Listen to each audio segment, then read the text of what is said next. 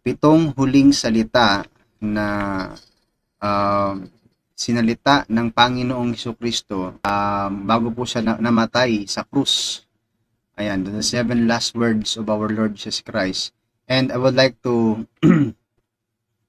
inform everyone na ang i-share ko po ay galing po sa aking mentor. Siya po mismo nagsulat nito, yung the 7 last word ni Brother Dwayne Cartojano. So, pagpasensyahan nyo na po na hindi ko po maipakita po ng presentation dahil po biglaan po ito, but then I will do all my best to express or to show lahat po ng mga insights po dito. So first, yung sabi po ng ating Panginoong Hesukristo, Father, forgive them for they do not know what they do. So yung kataga na sinabi po ng ating Panginoong Hesukristo sa krus, na kung atin pong titingnan at kung ito po ay ating babasahin sa Biblia, no? Klarong-klaro naman po ito na mababasa po natin sa Lucas 23:34. Yan po. Ganito po yung mababasa natin. Sinabi ni Jesus, Ama, patawarin mo sila sapagkat hindi nila nalalaman ang kanilang ginagawa. Itong unang salita na binitawan ng Panginoong Hesukristo sa krus. At sa salitang ito, mga kapatid, God heard the prayer filled with forgiveness and humility. And we know that every day, many of us pray to God for our own well-being, for the well-being of our loved ones, for the well-being of those close to us or close friends. And a simple question, ito po yung katanungan dyan. Have we included in our daily prayers the well-being of those who wrong us, hurt our feelings, those who have insulted us, those who owe us and haven't paid us? Nagawa na po ba natin, mga kapatid, na ipagpanalangin ang ikabubuti ng mga taong nakagawa sa atin ng pagkakasala, ng pagkakamali, nakasakit ng ating damdamin, ininsulto tayo, at yung mga nakautang sa atin na hindi nakapagbayad? Did we pray for their good, no? Para sa kanila pong ikabubuti? Kasi ito po yung kataga na nasabi ng Panginoong Hesukristo habang siya po ay nasa cross. Habang siya po ay nakapako sa krus, sabi ng Panginoon, Father, forgive them, for they do not know what they do. Ama, patawarin mo sila sapagkat hindi nila alam kanilang ginagawa. A prayer filled with forgiveness shows our obedience to God's command. No? Kapag yung prayer na punong-puno ng pagpapakita talaga ng pagpapatawad, ito ay nagpapakita talaga, mga kapatid, na tayo po ay tumutupad sa utos ng Diyos. Ano po yung utos ng Diyos sa atin? Love your enemy. It's very hard to do this, but this is the commandments of God to us. Many of us suffer for sabihin natin na may mga sakit sa puso. But the question, saan po ba yun nanggaling? Hatred, unforgiveness. Kaya if we forgive, somehow our sicknesses, yung ating pong mga sakit ay gumagaling din, no? It's some things that not easy to do. Tama, hindi talaga siya madaling gawin, yung pagpapatawad. But Jesus inspired us when He said these words. Paano tayo na-inspire ng ating Panginoong Hesus? He was hanging on the cross, no? Sabi ko nga, siya ay nakadipa ng kanyang dalawang kamay sa krus. Napako pa nga yung mga kamay niya. Feeling the pain in His hands, na nararamdaman niya pa yung sakit ng pagkakapako sa kanyang mga kamay, his feet, sa pagkakapako sa kanyang mga paa, his head, nilagyan po ng koronang maraming tinik, and other parts of his body because of his wounds, and yung mga parte ng kanyang katawan na hinagupit, punong-puno ng sugat at duguan. Pero ang salita ng Panginoon sa krus ay hindi po paghihiganti, rather forgiveness. Sabi niya po, ulitin po natin, Father, forgive them, for they do not know what they do. Ama, patawarin mo sila sapagkat hindi nila alam ang kanilang ginagawa. I know, human as we are, pag nagawan po tayo ng pagkakamali, ng pagkakasala ng ating kapwa, we react immediately and responds by revenge, which is hindi po yun ang nararapat. This word of Jesus teach us some reminders in our daily lives. Kasi araw-araw po tayo nabubuhay at araw-araw po nakakasalamuha po tayo ng iba't ibang tao na hindi po natin alam, minsan ay makakagawa sila ng pagkakamali sa atin. But then, ano ba yung dapat nating magiging reaction? No? Tandaan po natin, our lives are short. Maiksi lang po ang buhay, mga kapatid. Kahit sabihin natin na mabuhay tayo ng 100 years, maiksi pa rin po yun, mga kapatid. It's not easy to forgive those who have wronged us. Hindi talaga madali na magpatawad sa mga nagkamali o nagkasala sa atin. But we need to forgive. Pero kinakailangan na magpatawad po tayo because we also need forgiveness. Dahil tayo rin ay nangangailangan po ng pagpapatawad o ng kapatawaran. Because we are all sinners. In Romans 3:23, we are all sinners, mga kapatid. That's why, kinakailangan din po natin na magpatawad sa iba dahil tayo din po ay nangangailangan ng kapatawaran. We also have wounds in our hearts, no? But forgiveness can heal. Yun nga sabi natin kanina, yung mga sakit sa puso, yung iba pang mga sakit dyan, somehow it could be healed if we forgive. Because forgiveness can heal, no? Lighten or mend our heart wounds. Makakapagbigay talaga ng gaan sa ating sugatang puso. Okay? A simple question for those struggling to forgive. Ito yung tanong sa mga nahihirapan sa pagpapatawad ng kasalanan. Are we sure that we will still be alive in the next few days?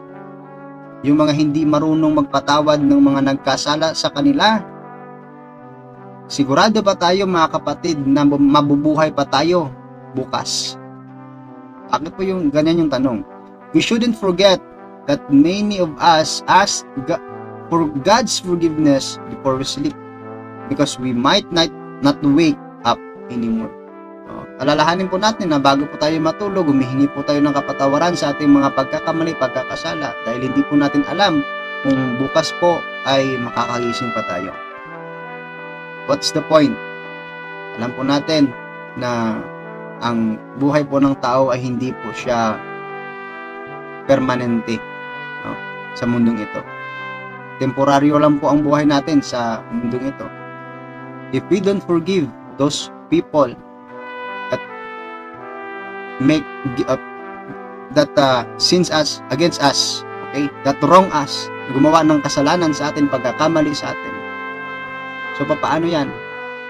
Dahil sinasabi mismo ng ating Panginoong Jesucristo sa Matthew chapter 6 verse 14 na kung hindi tayo magpatawad, hindi rin tayo mapapatawad. Kailangan nating matuto, mga kapatid, na magpatawad dahil we also needs forgiveness. Strive to be humble. Yan. Yung una po kanina, alalahanin natin that life are short. Second, strive to be humble. Bakit kailangan po natin mag-strive to be humble? The words, Father, forgive them, reminds us that this does not only refer to those who have hurt our feelings, insulted us, or wrong us. Hindi lang ito yung sinasabi ng Panginoong Hesus na, Father, forgive them, ay referado lang po mga kapatid sa mga nakasakit ng damdamin, nakapag-insulto, nakagawa ng pagkakamali. But it also refers to us who have also sinned many times against God. Ito ay referado rin po sa atin, yung pagkakasabi o pagkakasalita ng Panginoong Jesucristo, Father, forgive them. No? Forgive them. Forgive them. Karugtong niyan, for they do not know what they're doing.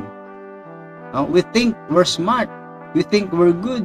Yun talaga yung common at usual na po na mindset po natin. Alam ko na yan. Mabuti naman akong tao.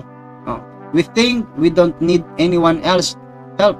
Hindi kita kailangan, hindi ko kailangan yung tulong mo. Yun po yung common na palagi po nating nagiging reaction. Our pride, remember this, our pride separates us and prevents us from forgiving those who have wronged us. Kapag ibabaw po natin mga kapatid ang ating pride, sigurado po yan, mahihirapan talaga tayo sa pagpapatawad sa mga tao na nagkasala po sa atin. O ang pride ang mangibabaw sa atin, than become a humble or than to have this humility, sigurado po, mahihirapan tayo sa pagpapatawad sa mga nagkasala sa atin. Unlike sa ginawa po ng Panginoong Hesus, kahit na siya po ay pinako sa krus, kahit siya po ay ginawa ng pagkakamali, pagkakasala, Christ strived to be humble, saying, Father, forgive them, for they do not know what they are doing. Third, it reminds us not to be selfish. Ito ay nagpapaalala sa atin na hindi po dapat tayo maging makasarili. When Jesus said the words, Father, forgive them, we are sure that it came from His heart.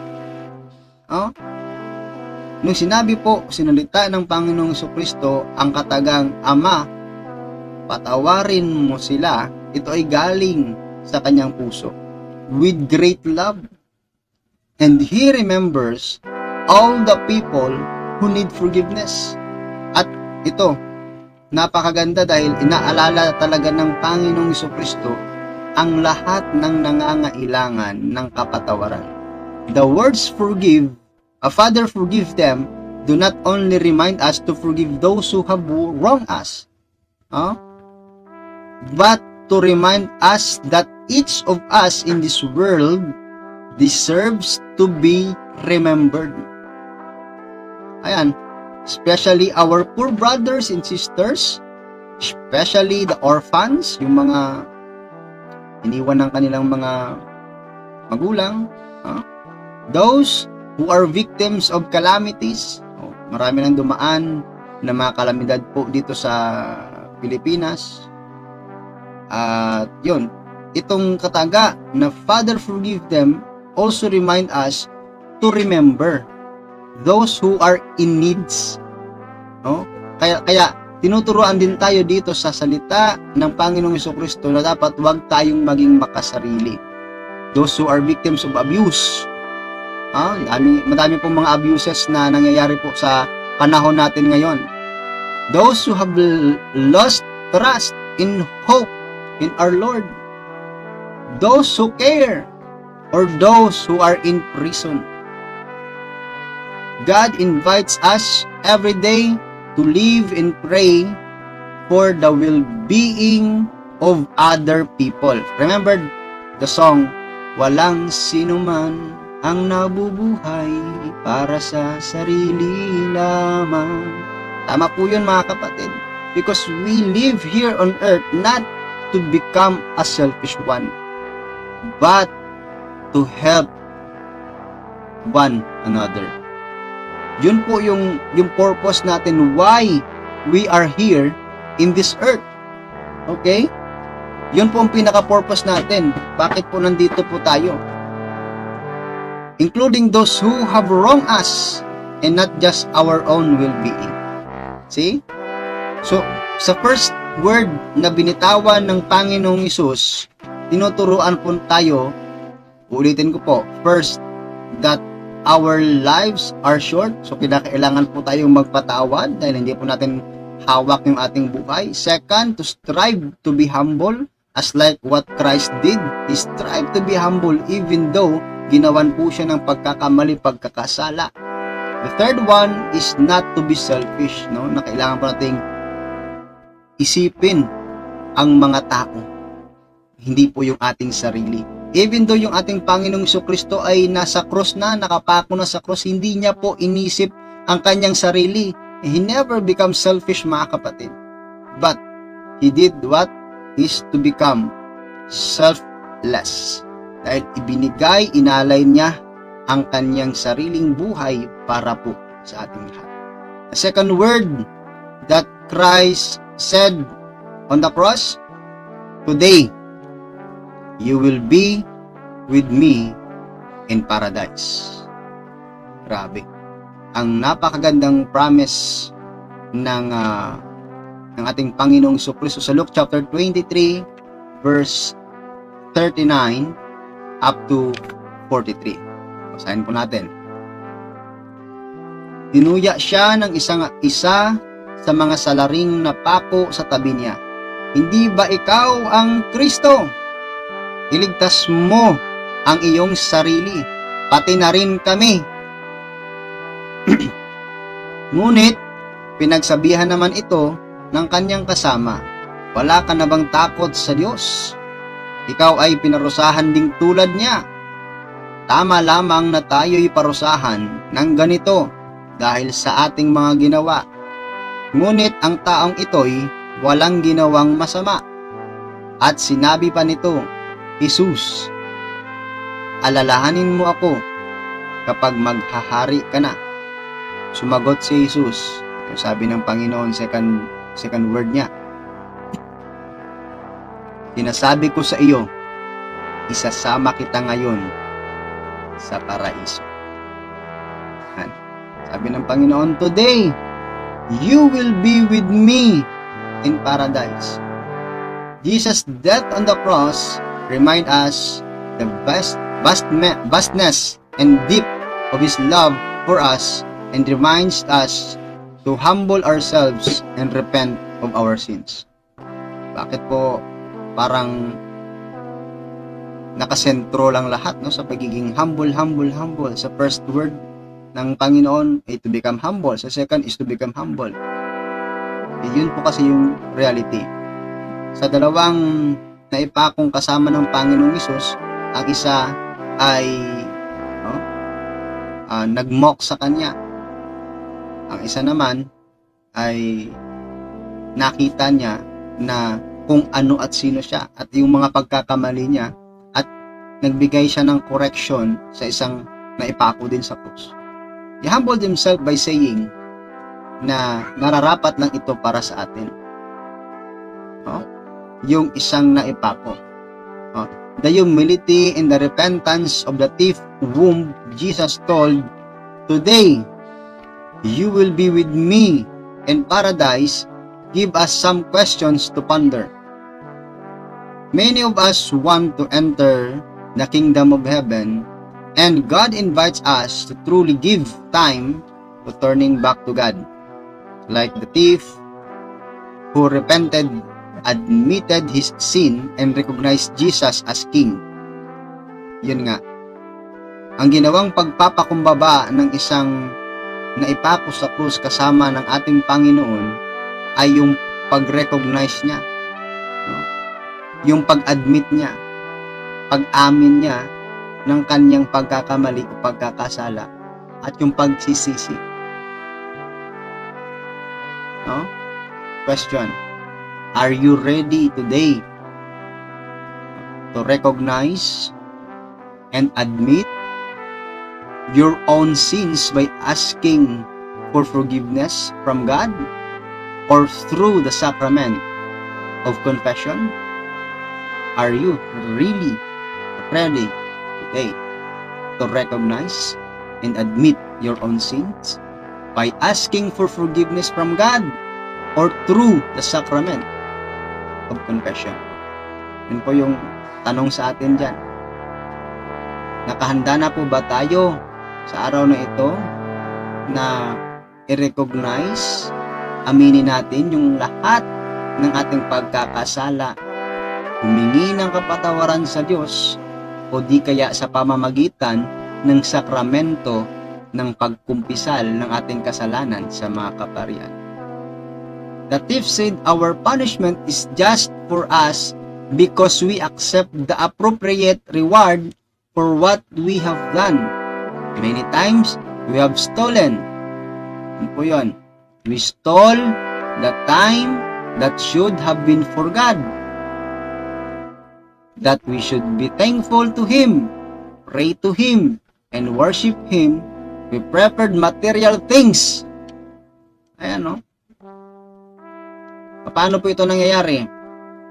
Like, alam naman po natin, most common na ginagawa ng mga tao pag Sunday, they make that day family day. But, ano yung mas priority?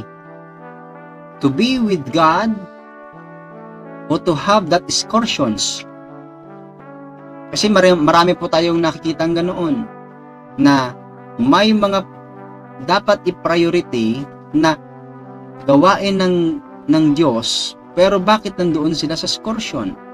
Kaya we stole the time na dapat para sa Diyos.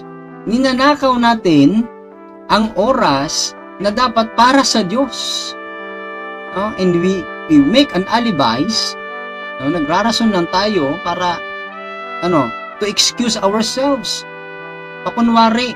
Pero ang totoo niyan, nag-i-excuse lang tayo sa mga obligations natin. Kaya this afternoon, we are all reminded sa atin pong mga obligations sa Diyos. Ayan, we preferred material things. Tama naman talaga. In some reason, some instances, nagkakaroon talaga ng nauuna yung mga material things. Katulad nga ng panahon natin ngayon dito sa Pilipinas ay malapit na yung election. Tingnan natin, sino ba ang ipapriority? Kung merong permitting o merong gawain para sa Panginoon o yun bang gawain ng kandidato? Ayan, Diyan pala, malalaman natin kung nanakaw ba tayo ng oras para sa Diyos o hindi. Ayan, we stole a lot of time that we could have done good things for others, but we choose to be selfish. Meron naman tayong enough, meron naman tayong sobra. Kapag may naghihingi sa atin ng tulong, bakit hindi tayo makapagbigay? Dahil sasabihin natin, paano naman ako? Kaya nga, that's the word of a selfish man. Meron akong isang kakilala na isang tao, I will not name him, okay, na kahit walang-wala na siya, kapag merong nangangailangan, siya ay walang-wala rin. Pero kapag may nangangailangan, ibinibigay talaga niya. This is what Christ did to the man who asked na isama siya, na isama siya sa paghahari ng Diyos. Ginawa talaga ng Panginoong Hesus kahit na during the time nakapako siya sa krus, malapit ng malagutan ng hininga.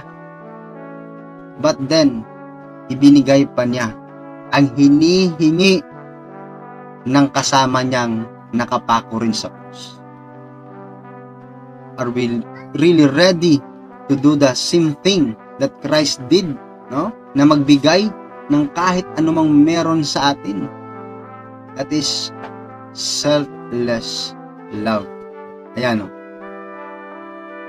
like the thief who humbled himself, do we also remember that our suffering in our daily lives points us only one direction, the direction toward Jesus?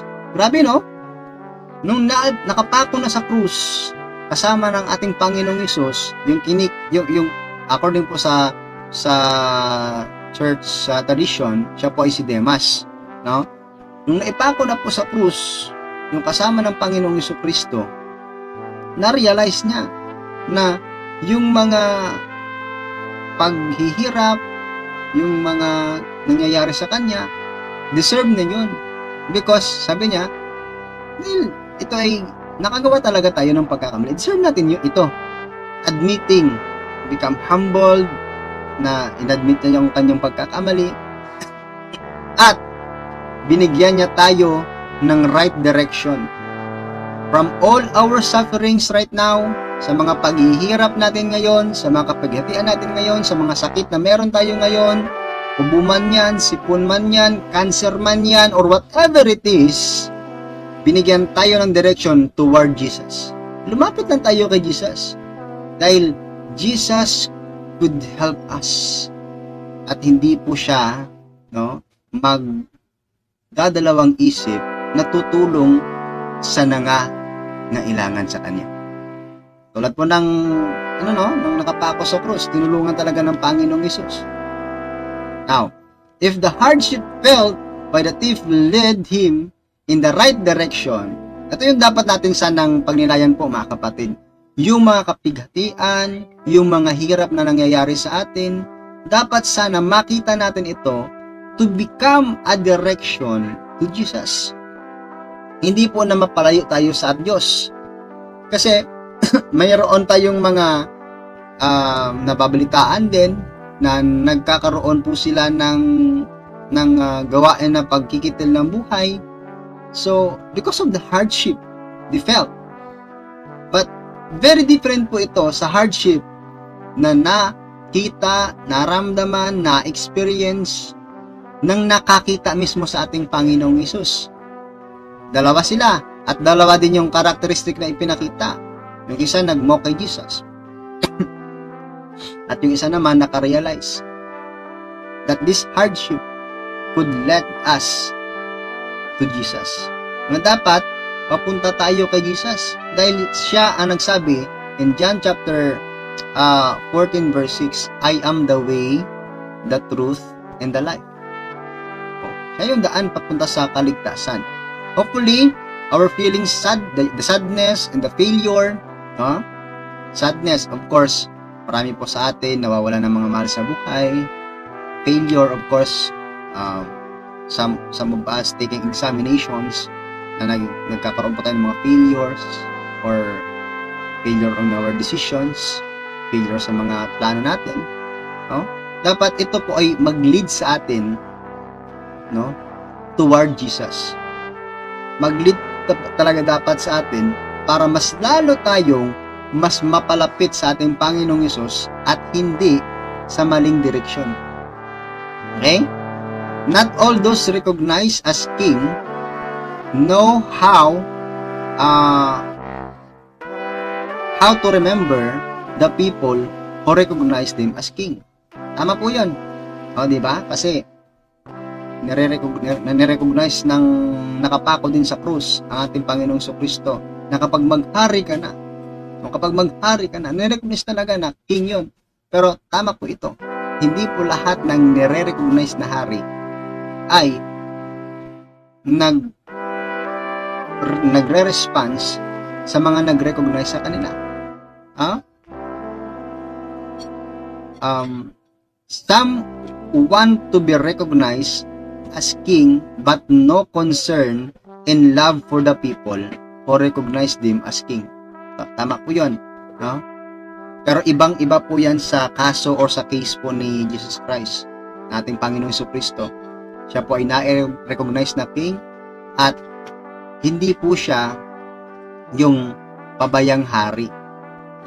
Kundi siya po yung hari na kapag nakikita niya sa atin na nangangailangan tayo at kinakailangan natin yung kanyang tulong, nandyan siya upang tulungan po tayo. The sad thing is that sometimes there are those who are recognized as king or want to be kings. Ito naman yung masaklap. May mga cases minsan na merong gustong magpakahari-harian. Na i-recognize sila na hari, hindi po yung hari literally, but to become yung mataas kaysa sa iba, higher than others. Okay?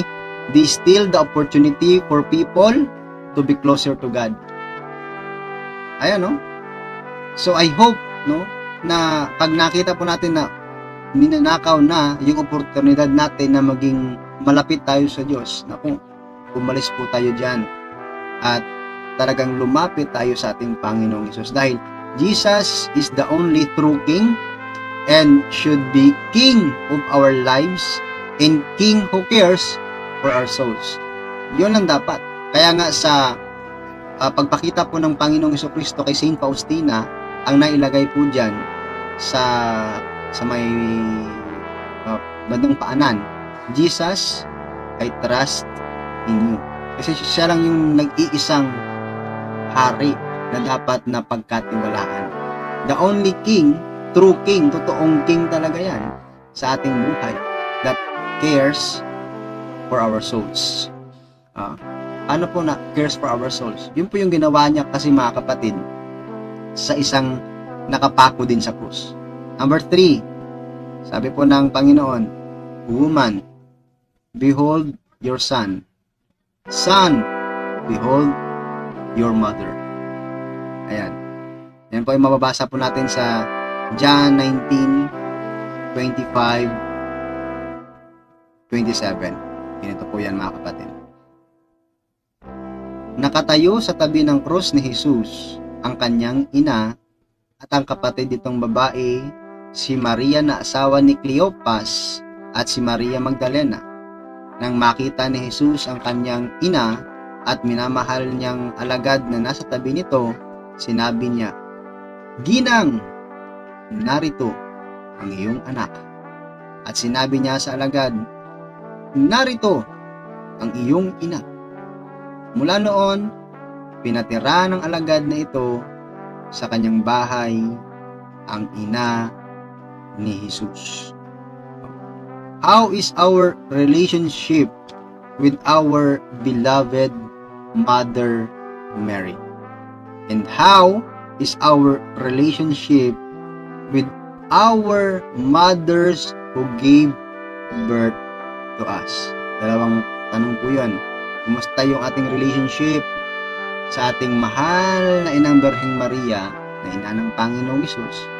At kumusta din po yung relationship natin sa ating ina na nagluwa sa atin sa mundo ito?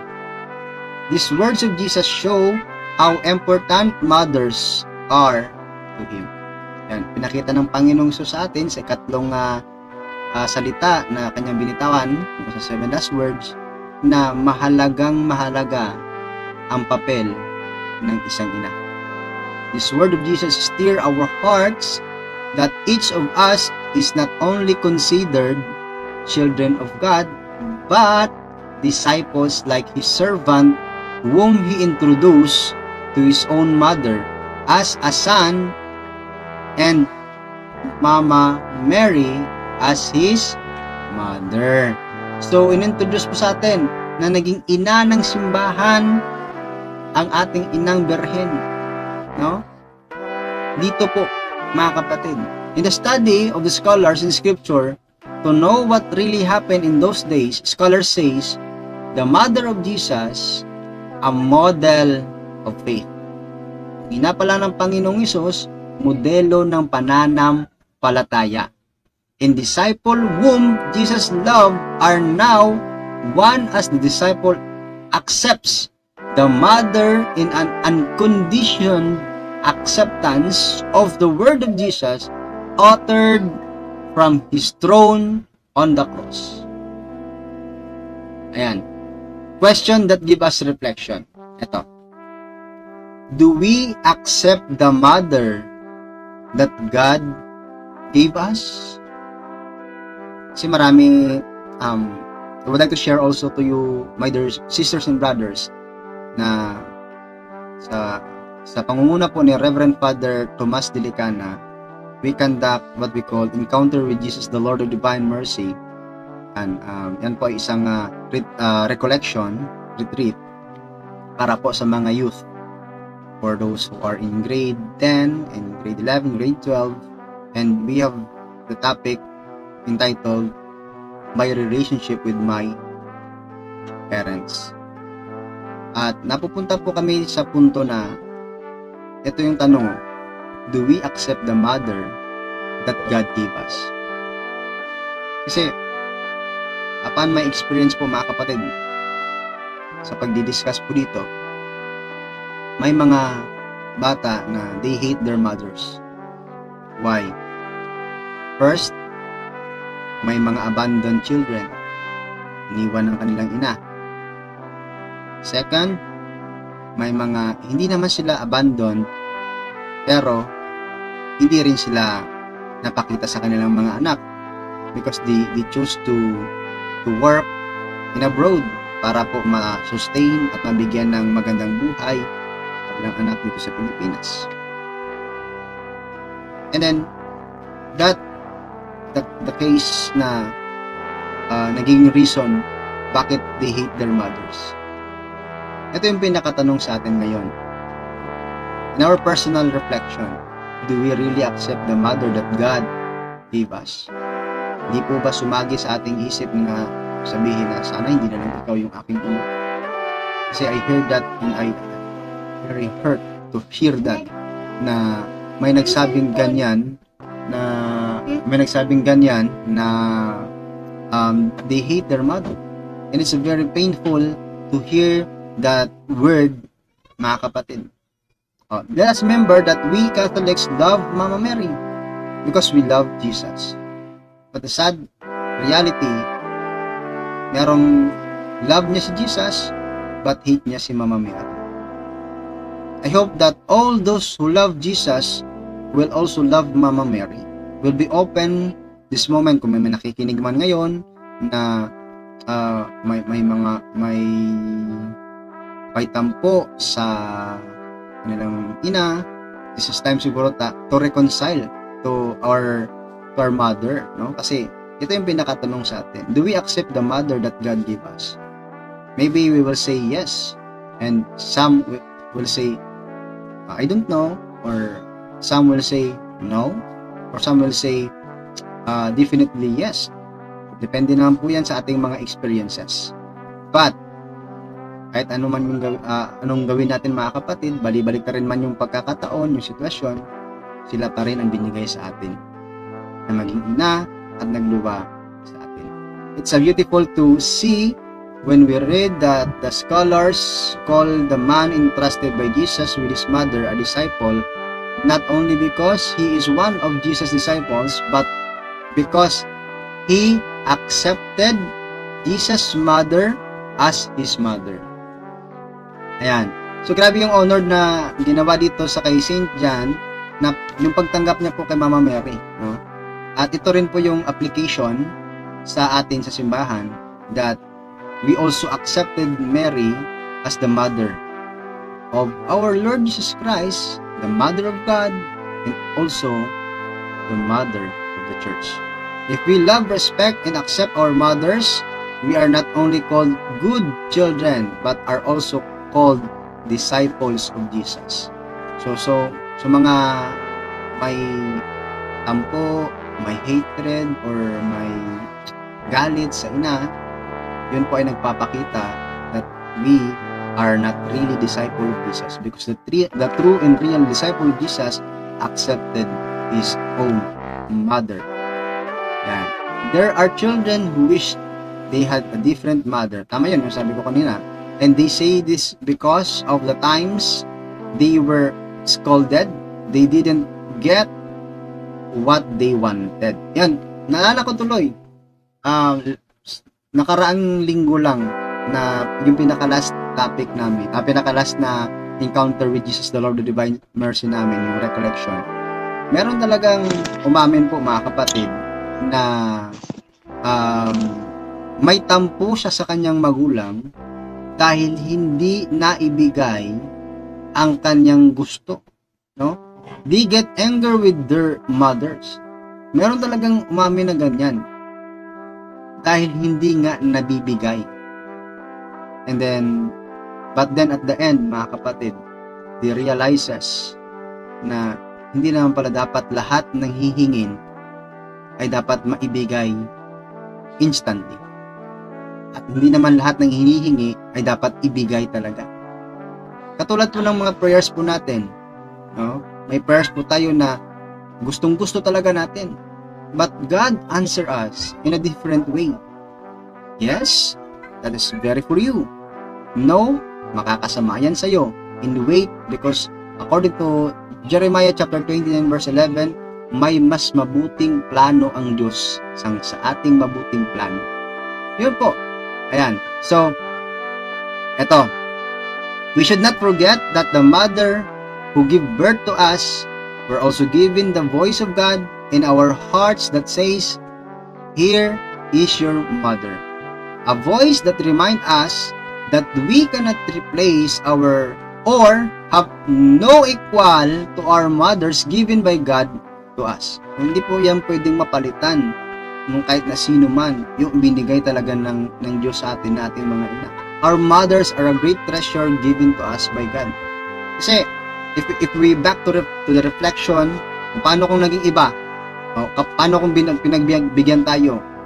Question, papalapit pa ba tayo sa Diyos? Or maybe, baka malayo na tayo ngayon sa Diyos. God give us what we have because God want us to be with Him. Okay? Our mothers in our hearts. Yan. Tanong, are our mothers really in our hearts? Nasa puso po ba natin yung ating mga ina? Kasi according to the scholars, the disciple leads the mother into his own home. There is a beautiful song by Christy Knuckles titled, "My Heart, Your Home." And it reminds us, children, that because our mothers are a great treasure, it is only right that we keep them in our hearts. Whether we like it or not, the time will come when our mothers will pass away in this world. Kasi according po sa mga ngaral 8:8, parang magnanakaw talaga yung kamatayan. Dumadating lang, hindi natin nalalaman. See what happened to Brother Jesse. See what happened to Brother Dave. Biglaan. Everyone got shocked. Kahit ako po, nagulat ako nang nabalitaan ko namatay na pala si Brother Jesse. Namatay na rin pala si Brother Dave. Si Brother Dave Diaz po ay na-encounter ko yan. Nakasama ko yan sa Second League Collaborator of Deliverance and Exorcism sa Cebu. Nagulat talaga ako na gano'n na yung nangyari. It's like what we are now reflecting to this to our mothers. Kailangan po we keep our mothers in our hearts. Kasi hindi po natin alam kung hanggang saan sila, hanggang kailan po sila. We do not know when, where, and how that God will kukunin sila sa atin. Every child who is allowed to live in their hearts, their mothers, will never lose respect and love for their mothers. Any child who keeps their mothers in their hearts will bring joy to every home. Jesus also reminds us that we should not only welcome Mama Mary into each of our homes as our mothers, but also keep her in our hearts. No, hindi lang dapat dalhin natin si Mama Mary sa ating mga bahay, pero dapat ilagay din po natin siya sa ating puso. The true children of God and the true disciple of Jesus show their love by keeping their mothers in each of their hearts. God looks our hearts always, no? Talaga. Tinitingnan talaga ng Diyos yung nasa puso natin. Yan din po yung mababasa natin sa unang Samuel 16:7, ng Diyos ay nakatingin palagi sa puso, hindi po sa outward appearance ng kahit na sino man. Okay? It is more important for God to be in our hearts that what is truly inside it for our mothers, that the words that we often say like, "I love you mom," "I love you mama," or "I love you mommy." Yun nga, naalala ko tuloy sa talk ng my relationship with my parents. Alalahanin, sa pinaka-last point po doon, alalahanin natin ng ating mga parents ay tumatanda rin.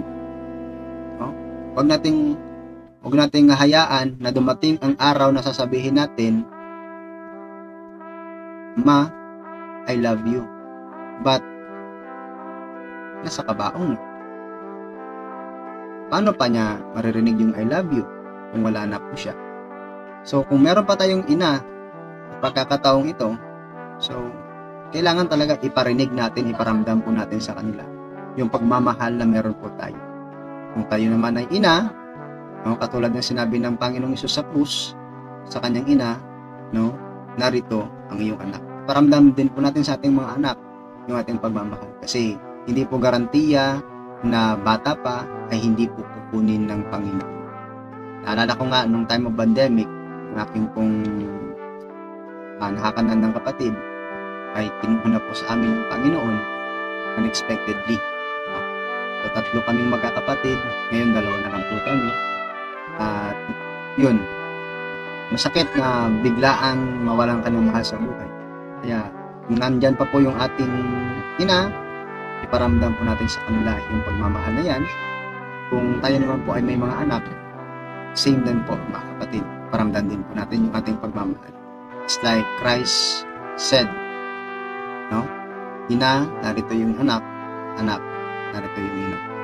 Number 4, I thirst. In John 19:28, 29. Ayan, no? Sabi ng Panginoon, alam ni Jesus na naganap na ang lahat ng bagay, kaya't upang matupad ang kasulatan, sinabi niya, nauuhaw ako. May isang mangkok doon na puno ng maasim na alak, inilubog nila rito ang isang espongha. Ikinabit iyon sa isang tangkay ng hisopo at inilapit sa kanyang bibig. Jesus' word, I thirst, do not only imply to us that Jesus is thirsty. No, hindi na po yan ang nangangulugan na literally mean na uhaw po yung ating Panginoong Hesus sa tubig. But it knocks on our hearts that every day there are voices of the poor that we can hear saying that they thirst for love and care. Alaanin po natin, no, na marami po ang nakukulang po talaga, no, nauuhaw sa pagmamahal, sa pagkakalinga, no?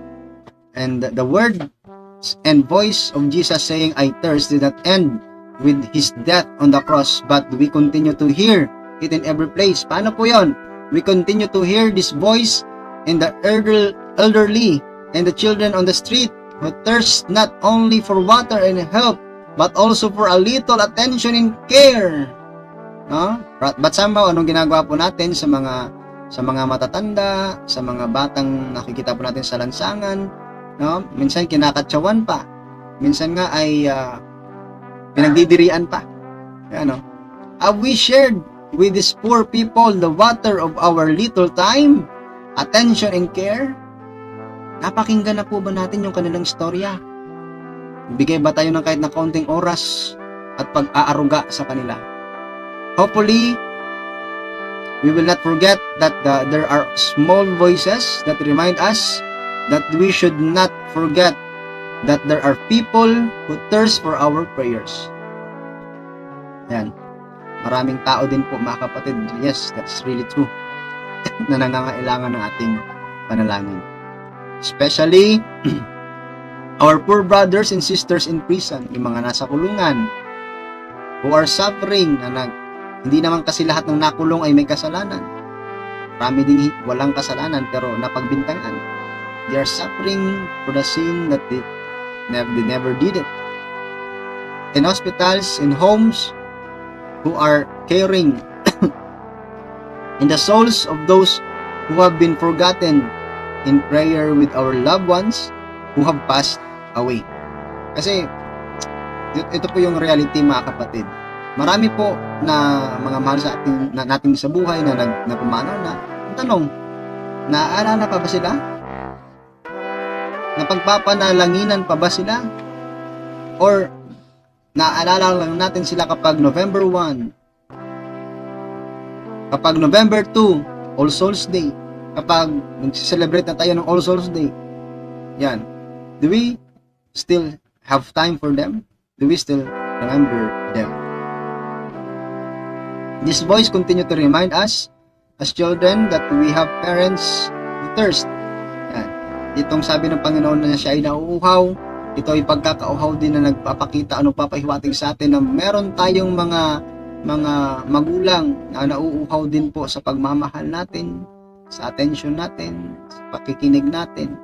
It is for our understanding that often the only things our parents lack is what we think and see. Our parents thirst for love that can be seen and felt through actions and not just through words. Time passes and time passes. Talagang lumilipas ang oras. Let's not wait for the time when we can no longer tell and make our parents feel the love that we should tell and make them feel. So wag nating aantayin talaga na mahuli na yung lahat at sasabihin natin sa kanila yung gagawin pa natin yung pagmamahal natin at sasabihin, but nasa post na kanilang mga ears, hindi na sila nakakarinig, hindi na sila nakakaramdam. We have brothers and sisters also whom we see every day inside and outside our homes, no? And we can hear their voices knocking in each of our hearts. God will reward each of us who respond to those voices with love. So Jesus said, I tell you, whatever you did for one of the least of these brothers of mine, you did for me. In Matthew chapter 25 verse 40. Marami din pong nangangailangan. Uhaw na grabe. They're knocking on our doors, asking for some helps. The question, ibigay ba tayo ng tulong? Ayan. Kalima, my God, why have you forsaken me? In Matthew chapter 27, 46. Ayan. Sabi dito, nang mag-aalas 3 na ng hapon, sumigaw si Jesus, Eli, Eli, lema sabachthani, na ang ibig sabihin, Diyos ko, bakit mo ako pinabayaan? Ayan. There are scholars who relate that Jesus said in Isaiah 53:4, which says, but He bore our sickness and carried our pains, the words of suffering, pain and burden that were for us. Jesus bore it all for us because of God's great love for us. In Romans chapter 5, verse 8. Because of what Saint Paul said, the connection of Jesus' word to what the prophet Isaiah said become even clearer. Christ was without sin, but for our sake, God made Him sin, so that in Him we might become the righteousness of God. 2 Corinthians 5 verse 21. These words of Jesus do not only remind us of God's immeasurable love for all of us, but it also inspires us, our daily lives, that in the midst of sufferings, sorrows, and pains, God never leaves us. Ayan o. Yung my God, why have you forsaken me? So, kapag literal yung pagkakaunawa, ang Diyos pala nagpapabaya. Pero ito pala ay nagpapakita sa atin that God will never, ever leave us. In our journey in the world, we face different things every day. Tama naman. Marami tayong mga iba't ibang mga experiences na nararanasan, but we also keep on striving para sa atin pong paglapit kay Kristo, no? Jesus, while hanging on the cross, felt the thirst, felt the pain of the wound, and felt the heaviness and fatigue. We also have crosses that we carry every day. We feel the thirst, fatigue, and heaviness because of the sufferings in life. And we also have wounds and pain in our hearts because of the harsh words that others have said against us. Tayo din po ay nakakaranas din po ng mga yung mga naranasan po ng Panginoong Jesucristo, yung mga kapighatian, yung mga kasakitan, kahit yung mga masasakit na salita na sinabi sa atin ng ating kapwa. Naranasan din natin yan. Let us admit it or not, some of us have often said to ourselves, it is like the Lord is abandoning me in my situation. No? Siguro, may mga experiences din po tayo minsan na nasabi natin, no? Pinabayaan na ba ako ng Diyos? May Diyos pa ba ang mundo? No? For we have remembered, it is really, is there really God? May Diyos pa ba ang mundo? No, grabe. Does He see my situation? Nakikita pa ba ng Diyos yung aking situation? Kasi, actually, may mga personal experiences po tayo sa mga ganyan na para bang I always prayed, bakit walang nangyayari? But then, no, there are times also when some of us, we have blamed God for what happened in our lives. Minsan may mga dito, yung blaming, we blame God for what, yung mga masasamang pangyayari sa ating buhay. Di ba? A great truth that we must remember is that God never leave us in what we face every day. Yung katotohanan talaga, ang Diyos ay hindi nagpapabaya kahit kailanman. Kasi sinasabi din mismo sa sulat ni San Pablo na ang Diyos ay nagbibigay ng pagsubok. Pero ang pagsubok na ito, siya din nagbibigay sa atin ng lakas para ma-overcome natin ito. See? Number 6, it is finished. Ayan. Sa number 6 na sinabi, it is finished. In John chapter 19 verse 30, the great victory, completed sacrifice. Jesus' words that announce that He had completed or finished an important that God Father given Him to do. Okay. In John chapter 19 verse 30, kung babasahin po natin, ito po mga kapatid.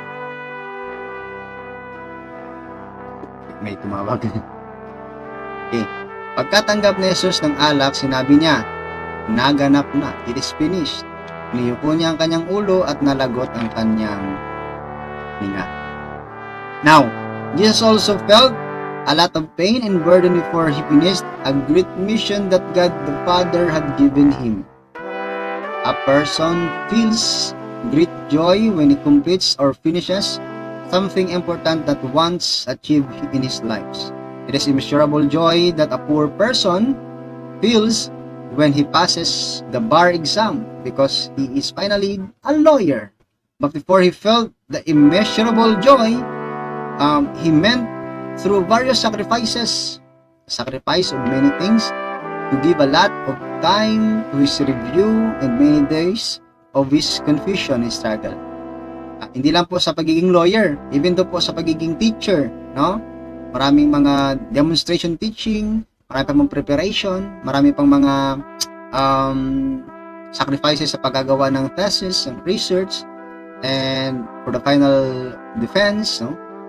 And then until na makapasa sa board examination, yun po, the greatness na makumpleto, ma-accomplish yung isang bagay. Wow! No? Yun din po yung feelings na yun, tapos na ng Panginoong Jesucristo yung reason ng kanyang pagpapakatao sa mundo. If we reflect our lives and our journey in this world, we have burdens and sacrifices, but all these sacrifices and burdens have an end. We will reach the finish line. Yan. Ito po yung reality. Alam niyo po mga kapatid, when the time na ako po ay nagba-Bible study noon sa mga Sabadista, I never ever forgot the verse na ito. No? Na kahit na alam natin marami tayong sufferings, marami tayong mga kapigatian na dinadana sa mundong ito, but then darating ang araw na ganito po sa Pahayag 21:4, at papahiran niya ang bawat luha sa kanilang mga mata. Wala nang kamatayan, dalamhati, pagtangis at paghihirap sapagkat lumipas na ang dating mga bagay. Tapos na, lumipas na yung mga sufferings, yung mga pains, mga kapatid, wala na yon. Okay? So lahat ay fulfilled na, no? Kasi yun na, nakatanggap na tayo ng price na inoffer o talagang pinagkatiwala ng Diyos sa atin. Yan. While Jesus was hanging on the cross, feeling the pain in his wounds, and thirsting and burdened, his attention was focused on his Father. No, habang siya ay naghihirap, nararamdaman niya yung sakit, yung uhaw, yung mga sakit ng pagkakahagupit sa kanya. Ano yung ginawa ng Panginoong Hesus? Nag-focus po siya sa Diyos. No? Ifinocus niya po ang lahat sa Diyos. And Jesus was mindful of His mission. Alang araw, no? Darating din po ito sa atin, mga kapatid. In the midst of the burdens and sacrifices that we feel in this life, let us also focus our attention on Jesus. Because through this, we will surely reach the finish line. Ayan. So last, yung sinasabi po na, Father, into your hands I commit my spirit. Babasahin po natin yung Lucas 23, 44-46. Ganito po, mga kapatid, yung last word na sinabi o sinalita po ng ating Panginoong Hesus. Ayan. Lucas 23, 44.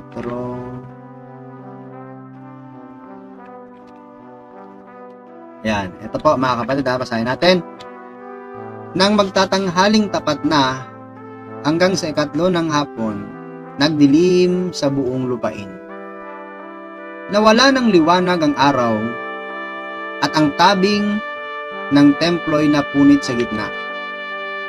Sumigaw ng malakas si Jesus, Ama, sa mga kamay mo'y ipinagkakatiwala ko ang aking espiritu. At pagkasabi nito, nalagot ang kanyang hininga. Each of us in this world has a mission for God as we live. God has given us gifts to use these gifts for His glory. Isaiah 43 verse 7, we are created by God to give Him glory. Ayan, no? Yung gifts na binigay po sa atin, mga kapatid, kailangan gamitin natin para mabigyan natin ng glory ang Diyos. Let us remember that we live every day, not because some of us have financial means, no? Because some of us are resourceful in life, because some of us are president in seeking money, and because some of us are very wise. We live because God loves us, and He has given us the grace of life and a time in this world to do the things that He pleases. Just as Jesus sent by the Father in this world, born through Mama Mary, live with people, ate, sleep, prayed, and give everything to serve people because that's what the Father wanted and pleased. So lahat po tayo dito, mga kapatid, may mga purposes po tayo, and we are try to move and try to discover what really our purposes here. No? Iba sa atin, alam na natin. So, but then, kung titingnan po natin yung Biblia, ang purposes po natin, ang pinaka-purpose natin, ulitin ko po, yung nabanggit ko, Isaiah 43:7, to give God glory. No? Kaya nga, ginagawa po natin dapat para sa ikalululhati ng Diyos. No? Our waking up, every day is a great blessing because we are given another opportunity to do what we should do for God that day. So, yung araw-araw na pamumuhay po natin, mga kapatid, i-bless po tayo ng Diyos, dapat gawin po natin yan sa pagbigay ng o sa paggawa ng kabutihan. Therefore, every day we should examine ourselves. Then, Monday comes, what did we do on Sunday? Did we give our many hours for God? When Tuesday comes, did I do the things that God pleases on Monday? And the same thing. Kailangan po natin mag-reflect. Ano po yung nagawa natin kahapon? Nakapagbigay ba tayo ng kaluwalhatian sa Diyos? Naging kalugod-lugod ba sa Diyos yung ating mga ginawa kahapon? Every day and every hour of our lives is a great blessing that many of us have not realized, because the only blessings we see that we get money. Ito yung pinaka reality dito mga kapatid. Natatabunan tayo or nabablock po tayo dahil po sa pera, material na bagay, oportunidad to bring well-being to our daily lives. The hours that God has given us that we can speak with our mouth, to speak words that can strengthen our others and lighten their sorrows. No? Dapat gamitin po natin yung natitira nating oras, yung talents po na binigyan ng Diyos sa atin. Kung meron po tayong talents to give advices to those who are in needs, to those who are in sadness, so dapat gawin po natin yun mga kapatid, gamitin po natin. Huwag po natin itago yan. Kasi alam naman po natin, sabi ng Panginoong Jesucristo, yung hindi mapagkakatiwalaan ay kinukunan ng kahit na anong mang meron siya. Pero yung mapagkakatiwalaan po mga kapatid ay nagiging multiplied pa yung blessing na nasa kanya na. Okay? One of the great thing and the most important things that these borrowed lives of ours remind us that we use the gifts of God that's given for us to do good. We give our best, and in the end, we entrust our wholeness to the hands of the merciful God. Kaya nga sabi ng Panginoon, Father, into your hands I commit my spirit. Pinagkakatiwala ko na sa iyo, Ama, ang aking spirito. Kaya mga kapatid, no, sa hirap man ng ating mga dinaanan, experiences sa buhay, lagi po nating alalahanin. At the end of this, let us offer our everything, no, sa ating pong Panginoong Diyos. Katulad po na sinabi ng ating Panginoong Yesus, Father, into your hands I commit my spirit. I hope that nakadagdag po tayo mga kapatid, no, sa inyo pong pagninilay. Lalo na po ay next week atin naman pong babalikan yung kamatayan, yung pagkapako at kamatayan ng Panginoong Jesucristo sa krus, in which maririnig po natin yung 7 last words, and hope that pag dumating po yan, ready na po tayo dahil nakapag-reflect na din po tayo sa 7 huling salita ng Panginoong Hesus. Again, maraming salamat dahil ito po ay naipagkaloob po sa atin na oportunidad na makapag-share po sa inyo, at salamat din po sa pag-invite sa atin dito. Sa Diyos po ang lahat ng papuri, kadakilaan, magpakailanman. Amen.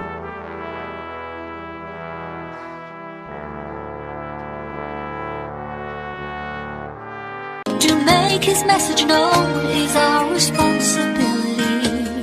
So here we are to pledge our lives to